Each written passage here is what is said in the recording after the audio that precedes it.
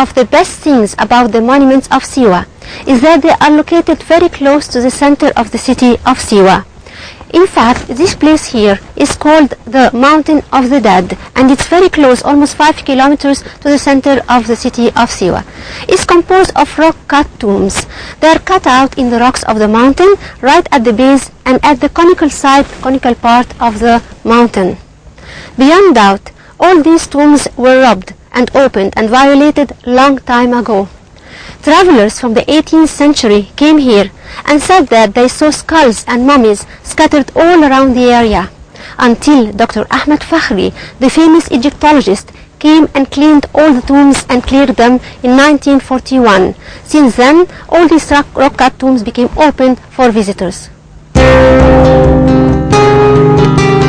The Mountain of the Dead is one of the major touristic attractions in Siwa Oasis.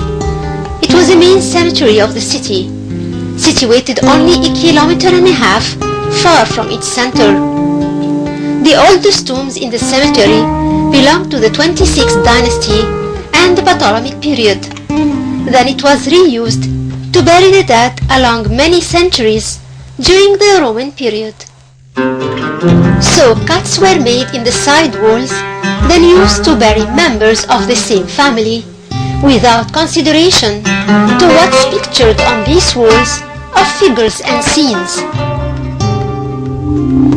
The mummies that were found in the burial chambers of these tombs date back to the Roman period and were not well mummified, although the method used in their mummification wasn't different from that used in the Nile Valley.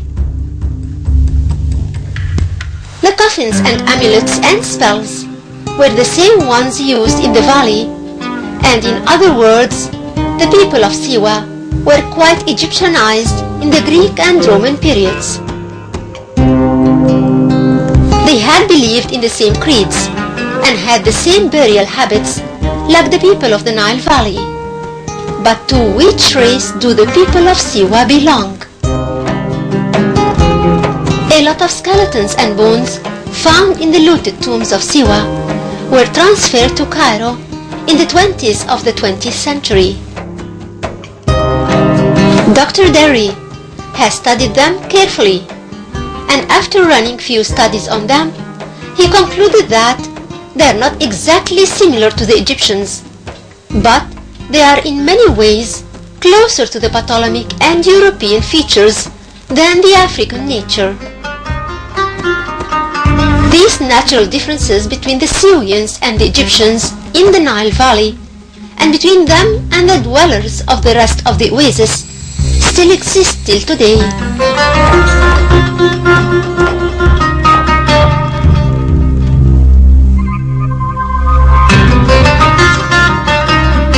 It's noticeable that there is no evidence till now that the Christians were buried in this cemetery, not far away from their pagan ancestors, as it's the way in El Kharga oasis.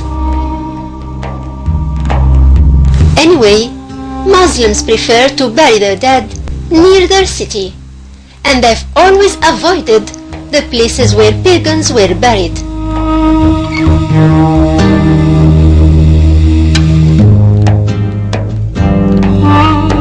The tomb of Si Amon is beyond doubt the most important tomb in the Mountain of the Dead, and without comparison, the most beautiful tomb amongst the oases of the Western Desert.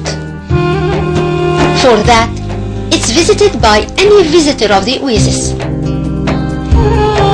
The tomb lies a little west to the tomb of Mesu Isis. It was found in October 1940. At that time, its well-preserved scenes were ruined by the hands of the soldiers who were in Siwa at that time. They've cut complete sections of the painted walls, which were made of plaster. Colonel Bather was one of the political British soldiers working in the Borders Division. He was working in Siwa, and he brought back to Cairo the monuments he could bring from Siwa and gave them to the ruling palace, but King Farouk presented them to the Egyptian Museum.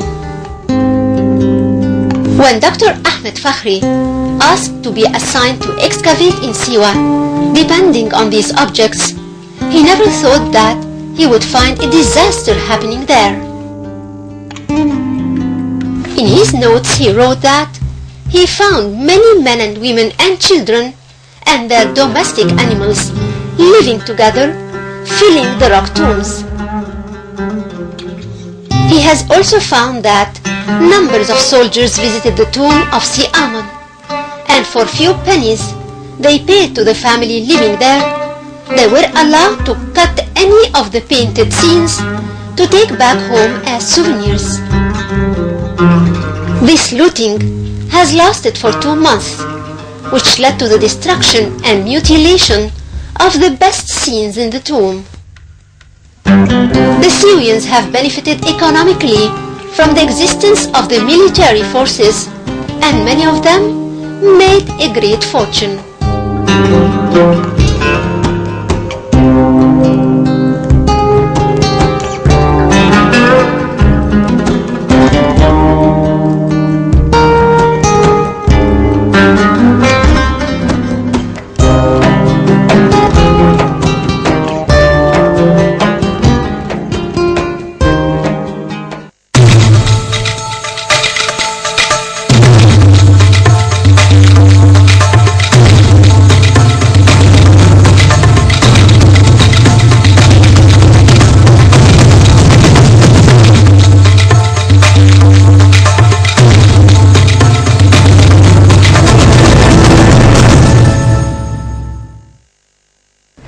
Amon is the owner of this beautifully colored tomb here in the Mountain of the Dead in Siwa, Oasis. It's characterized by the mix between the Greek art and the ancient Egyptian art. No titles were mentioned beside his name, but the status and the condition of his tomb suggests that he was a very wealthy man. He could have been a merchant or at least a landlord.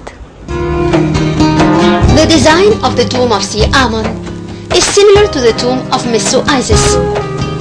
Its entrance faces the north, and steps lead to the door of a long chamber that ends with a burial chamber. Just like the rest of the tombs, this tomb was looted in the Roman period. During that period, 10 niches were cut into the walls of the main chamber to be used for the burials of members of one family, 5 in each one of the eastern and western sides. Many of these mummies were found in these niches when the tomb was found in 1940. Their mummification was so bad, some other monuments were found too, and shamefully sold to the soldiers. The cutting of these niches has destroyed not less than quarter of the main scenes that were relieved on the walls, but in spite of that, the tomb still keeps a lot of its scenes, both on the walls and on the ceiling. The rock in which the tomb was cut is of a good quality. In addition to that, the artists who painted and colored the scenes were of great skills. Most probably, they came from the Nile Valley. The owner of this tomb is a man called Si Amon, and his figure appears on the walls in several scenes with a beard and a wavy black coarse hair and a white skin. It's noticeable that he had no titles. In other words, he wasn't given a religious position in a temple, and he wasn't one of the administrators in the oasis. In spite of that, his tomb shows that he was an important man with wealth enough that enabled him to construct such a huge tomb. Most probably, he was a landlord or a big merchant. His name means literally the man of Ammon, and it was a common Egyptian name. His father's name was Brito, and it isn't an Egyptian name anyway. As for his mother, she was called Neferheret, which means the one with a beautiful face. The rest of the scenes in the tomb doesn't include a relief of any of them. As for the rest of the family members pictured, they are the wife of Amun and his two sons. His wife is characterized by her russet skin color, which looks more like reddish. Her name is Ra'at. His elder son's skin color is blonde like himself. As for his younger son, he was vinous like his mother. He was his father's boy, and he was dressed as any Greek lad would be dressed at that time. It is thought that the father of Amun was a Greek who immigrated to Egypt either from Greece or Cornea, and married an Egyptian woman and embraced the Egyptian religion. But in spite that Amun married as well an Egyptian woman, he cherished his Greek origin, so he let his beard and black curly hair grow in the Greek way, and he made his son wear a dress like the one worn by the Greek children.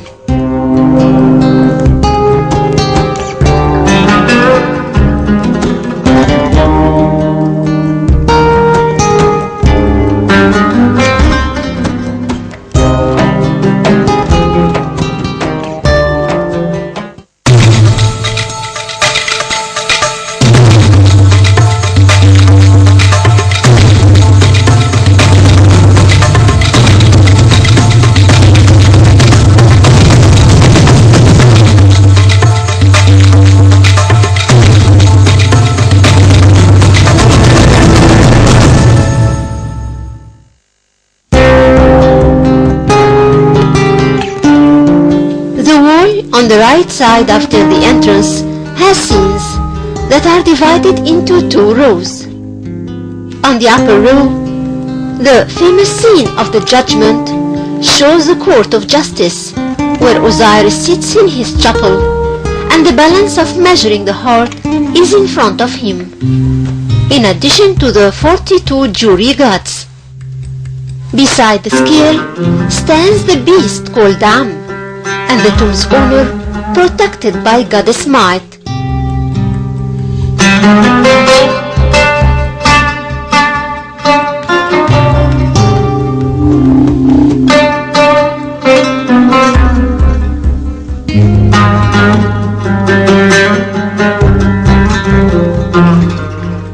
Unfortunately, 3 niches were dug in that scene, which destroyed its majority.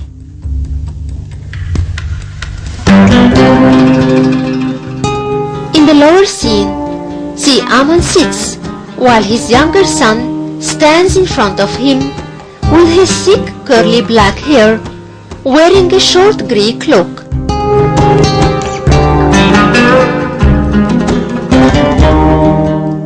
Close to him stands goddess Nut beside a sycamore tree, in her hand a tray full of bread offerings, while she holds with her left hand a jar, pouring water in a pond with a symbol of life drawn between the 2 chains of water. Then Amun is seen worshipping Isis and the phoenix bird. The scenes on the southern part of the wall continue and show Amun sitting holding a long ebony stick inlaid with gold.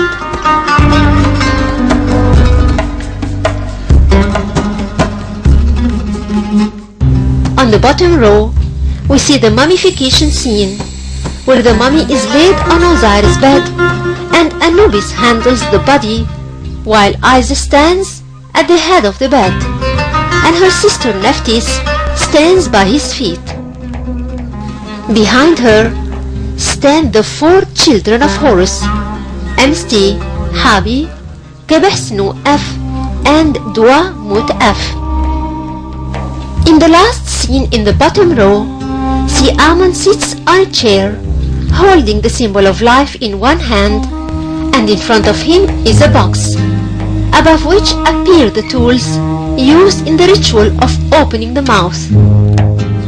On the other side stands the elder son, wearing tiger leather and holding with both hands the tools used in that ritual. Behind him stands his mother. In 1965, someone stole the picture of Si Amon. On the left wall, the mummy is carried over a wagon, protected by gods. Then Si Amon stood, and goddess Nekhbit flew over his head. Behind him is a box of the tools of opening the mouth ritual. His elder son wears the tiger leather and holds the tools of Waret Hekau used in that ritual. It's noticeable that the vulture goddess was painted with a high artistic taste. Si Amon is seen worshipping a number of gods. They are led by Amon, followed by his wife Mut, and behind her goddess Hathor stands heading right and holds god Dua Mut F with both hands. On the other side, two gods look to the right. The first is god Mahisa, represented with the body of a human and the head of a lion. The second is a goddess holding Hathor's sistrum. In the last scene of the wall, Si Amon stands worshipping Isis and Horus and Osiris, and in front of him the offering table. The work of painting scenes inside the tomb was never finished. In some of the scenes, we can still see the net of squares, which the artist has drawn initially on the wall to adjust the proportions of the scene. They were supposed to be removed after finishing the painting. We can't help but admire the beautiful details in the dresses of the goddesses and the food above the offering table, like the two gazelles and the bread and the beer. In fact, these paintings are considered the best prototype of the Egyptian art in the late period. The ceiling of the tomb has been beautifully decorated and is divided into three sections. The first one is in the middle of the chamber, where there are 5 horizontal lines, each of which is different in its design. Starting from the texts until the end of the tomb, the decoration is composed of a line of hieroglyphic writings in the middle, and on each side there are consecutive lines of falcons and eagles spreading their wings and holding feathers with their paws. As for the third and final section of the ceiling, it's close to the tomb's entrance. After the horizontal lines of writings, Goddess Nut, the sky goddess, is represented in the middle. Her body is painted in beige, and her face was ruined upon the tomb's discovery. Above her head is the symbol of the sky, adorned with stars, and under her feet is the symbol of the land, painted in yellow with black dots, like the desert. The winged sun comes out of her body, and on her sides is the blue sky, adorned with yellow stars. On each side, 3 boats sail on the water. These 6 boats are used by the sun god in his day and night journeys. They are similar in their general style, for their front and back take the form of flowers, but their inner details are different. They represent the first and second and last hours of sunrise. For example, in the boat that forms the first hour of sunrise, god Kheper the scarab comes out of its egg with the help of goddess Isis and Nephthys, while Horus stands close to the oars, and Tot stands behind Nephthys. This tomb shows clearly the mix between the Greek and Egyptian art, for the Egyptian deities are on the walls, side by side with the people who have the Greek features and art, along with the empty cartouches and the flowers decoration. When Persia visited the Mountain of the Dead in 1928, he was pessimistic about what the excavations might reveal in the future. But ever since the locals dug and excavated here in 1940, and up till the latest excavations of 2003, his pessimism proved to be wrong. For almost 60 tombs were found in the area. And just like any place in Egypt, the monumental sites keep oozing its secrets, coming from a rich and honored buried civilization.